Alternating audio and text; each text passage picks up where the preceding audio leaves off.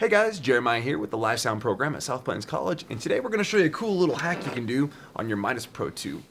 So if you've never seen one of these outside of a console, they're pretty simplistic. There's an electric motor with a little wheel on top with the rubber band that's wrapped around it. And that goes all the way down around this end. There's another little wheel down here. And then attached to that is the actual fader itself, which is what you typically see on top of the console. To make this thing move, the console simply sends a control signal to this motor, which tells it to spin. As it rotates, it moves the fader back and forth. It's that simple. Occasionally what happens is down here on this end, this little rubber band slips off of this wheel. That's when the motor stops working. And so what you'll hear is the motor spinning, but the fader won't actually move anymore. That's what we're going to fix today. Alrighty, well let's get started. The first thing we need to do is obviously turn the console off. So we completely powered it down. I've unplugged it for power. We're ready to go. A couple things you'll need for this. You're going to need some sort of screwdriver to remove these screws around here. This one uses a Torx bit, which is a T10. That's the correct size. It's really handy to have a little container like this, something where you can actually set all those screws in there. You're going to need some zip ties, and you're going to need some sort of cutters when we're done. Alright, let's get started. Alright, so the first thing we're going to do is we're going to take off all the screws around the bottom so we can lift up this whole entire fader bank.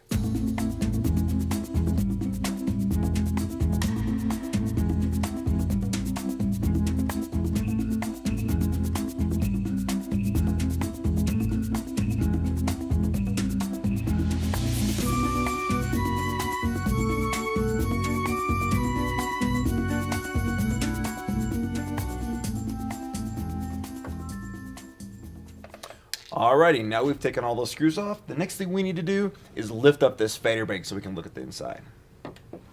To lift it up, depending on the console, some of ours are a little easier than others.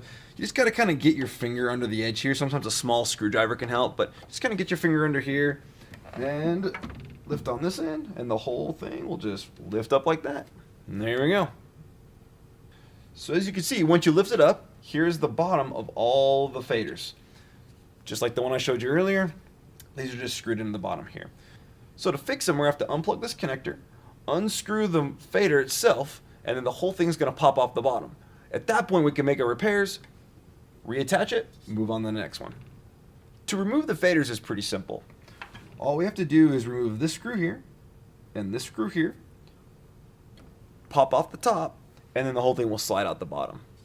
So what I recommend is actually leaving this on to begin with, loosening up the screws, then lifting this back up, and once you're ready to remove the fader, then popping this off the top. This will actually help hold the fader on for a minute while you're doing all the other stuff.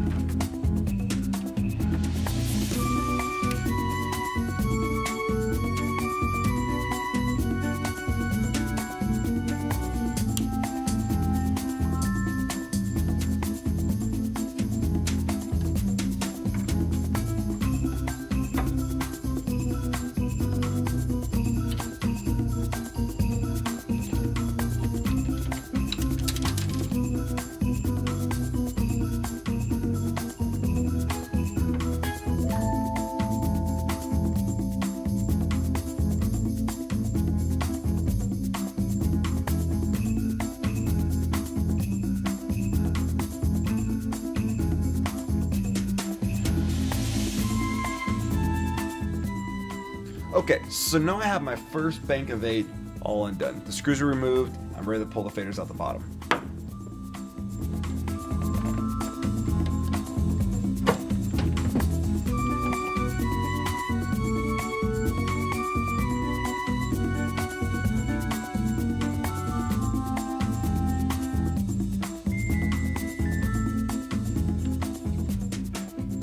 So now that we have the faders removed, I can show you what we're going to do. The top one is broken, the bottom one has already been repaired. So you can see on this one, the little rubber band has actually come off the bottom of this little wheel. And now when the motor spins, or if the fader moves, they're not connected. So what we're going to do is we're going to take this little white thing and we're going to flip it over. And that little groove on top, the part that sticks out, that will now be on the bottom, which will keep the rubber band from sliding off the bottom, which is commonly what happens. Then what we're going to do, and this is the trick, is we're going to take a zip tie, and we're going to wrap it around right here. Okay, so put it and we'll wrap it around right here. And just gently do it, doesn't have to be very tight. And what that will do is if the rubber band starts to work its way towards the top, it'll run into this zip tie and it won't be able to go any farther. The zip tie doesn't actually rub on it all the time, so it's not going to wear out your rubber band. But if it does get to the top, it'll just barely bump it back down. And we found this to be very, very effective. So step one is we're going to remove this little white piece. It's pretty simple to do. Just get a firm grip on it and pull it off the top. Step two is we're going to slide it back on there. Now, what I recommend doing is taking the rubber band and just pulling it up a little bit, and we're going to slide this on first. I'll show you what I mean there. So we'll lift up the rubber band, then we'll take this, and we're going to slide back on that little post. So now, that flange is pointed down. Once you get this on here with the flange down, simply reconnect your rubber band. You just kind of pull it back over the top. And now, it's connected. The problem is if you leave it like this, there's a good chance that it may actually work its way off the top, which is the same problem we had before. Like I said to begin with, I think this is a design flaw because if there was a flange on the top of the bottom, the thing couldn't come off. But anyways, so the next step is to take your zip tie, stick it through this little groove here, we'll wrap it around the top, and tighten it up. I like to make sure this little joint is just off to the side. And you can see it doesn't have to be super tight. Because if you look right here, this white wheel actually sticks up over the top of this.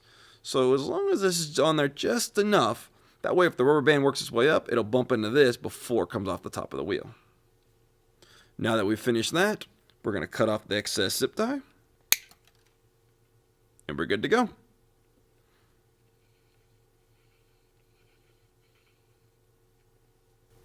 Okay, now that I have all 8 faders for my first bank finished, I'm going to go ahead and put those back in before I move on to the next bank. So the process we'll use to do that is very similar to how we remove them, except with one little change. Instead of putting the fader cap back on, what we're going to do is we're going to hold in the module and we're going to put the screws in first. That will help hold it in place a little better.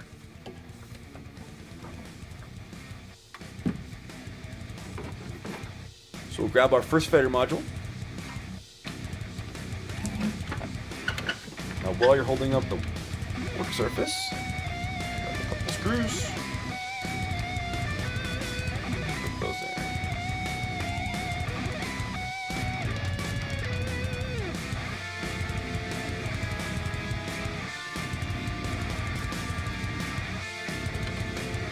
I recommend just finger tightening them at first. We'll come back later and tighten them up.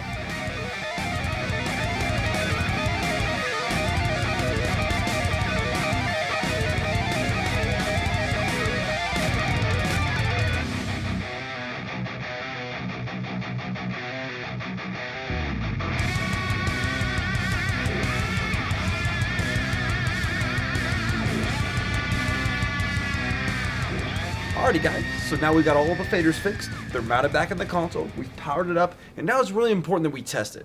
So what we're going to do to test it is we're going to go over to our console overview screen.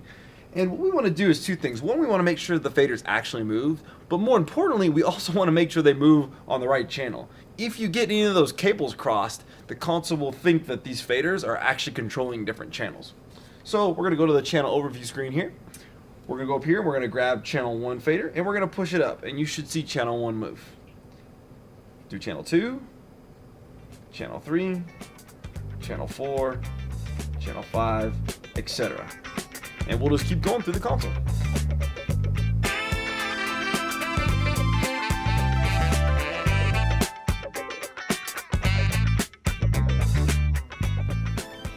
Alrighty, and there you have it. The console's all ready to go. Now, the couple things I want to point out. The first thing is you don't have to do every channel like I did. The reason we decided to do every channel is because over the past few years, periodically we've had one channel or another have the rubber band come off. So we take the whole console apart, we take the fader out, we fix it and put it back in. We've probably done that about 4 or 5 times now. So we decided, you know what? We had one come off the other day. We're tired of taking the thing apart. We don't want to strip the screws out. We don't want to do any of that. So let's just replace them all at once and be done with it. So we decided to take them apart and knock that out. You don't have to do that though. If you have one break, simply take it apart, fix the one, put it back in, you're ready to go. Especially if you're on tour or you're in a hurry, there's no need to do them all at once. If you have some time, feel free to knock them out though. That took me approximately 2 hours to do that in real time. So it's a little time consuming, but not too bad.